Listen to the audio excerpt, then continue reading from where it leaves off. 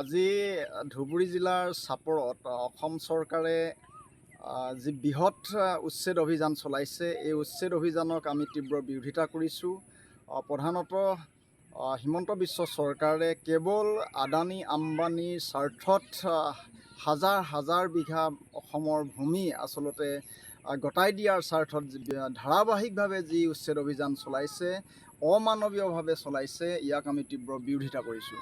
আমি ভাৰতৰ কমিউনিষ্ট পাৰ্টীয়ে অসম চৰকাৰক সদায় আমি দাবী জনাই আহিছোঁ যে উচ্ছেদৰ সম্পৰ্কত সৰ্বোচ্চ ন্যায়ালয়ৰ যি গাইডলাইন আছে, যি নীতি নিৰ্দেশনা আছে, এই নীতি নিৰ্দেশনা আমি পালন কৰি আচলতে এই উচ্ছেদ কাৰ্য চলাবৰ কাৰণে আমি কৈছোঁ।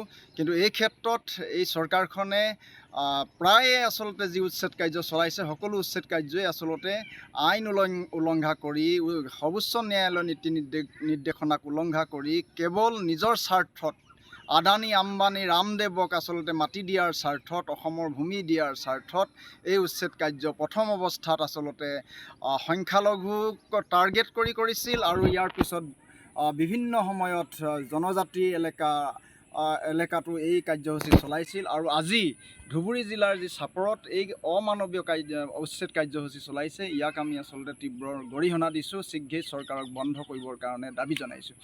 আমি কৈছোঁ অসম চৰকাৰক, যদি মুখ্যমন্ত্ৰী ডাঙৰীয়াই যদি কোনো বিদেশী হিচাপে, যদি কোনো বাংলাদেশী হিচাপে যদি চিনাক্ত কৰিব পাৰিছে, তেতিয়াহ'লে তেওঁলোককো আচলতে মানৱীয় দৃষ্টিভংগীৰ জৰিয়তে আচলতে বিধিগতভাৱে আচলতে তেওঁলোকক বিতৰণ কৰাৰ ব্যৱস্থা কৰিব লাগে। বাংলাদেশৰ লগত আচলতে চুক্তি সম্পন্ন কৰি আচলতে যদি তেনেকুৱা বিদেশীক তেওঁলোকে চিনাক্ত কৰিবলৈ সক্ষম হৈছে, তেওঁলোকক বহিষ্কাৰ কৰা, বিতৰণ কৰাৰ এই বিধিগত ব্যৱস্থা কৰিবৰ কাৰণে আমি দাবী জনাইছোঁ।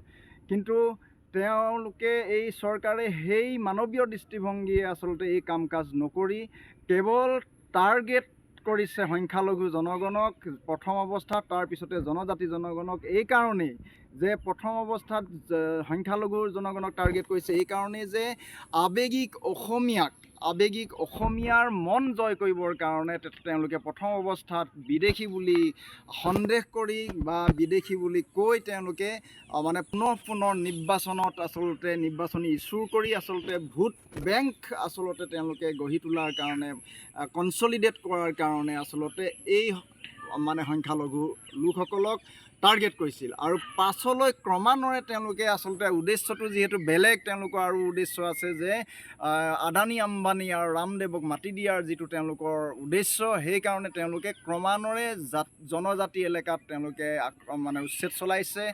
যোৱা সময়ছোৱাত ৰাভা বসতি অঞ্চলত, বড়ো বসতি অঞ্চলত বা কাৰ্বি লোক বসতি অঞ্চলত, আদিবাসী লোকসকল বসতি অঞ্চলত বা শেহতীয়াকৈ আহোম বসতি অঞ্চলতো তেওঁলোকে এই ভূমি উচ্ছেদ অবৈধ উচ্ছেদ বুলি কৈ তেওঁলোকে এই কাৰ্য চলাইছে। আমি লগে লগে কৈছোঁ যে আচলতে ভূমিহীন নাগৰিকক, থলুৱা খিলঞ্জীয়া নাগৰিকক আচলতে ভূমি প্ৰদান কৰাটো এখন চৰকাৰৰ নৈতিক দায়িত্ব আৰু কৰ্তব্য।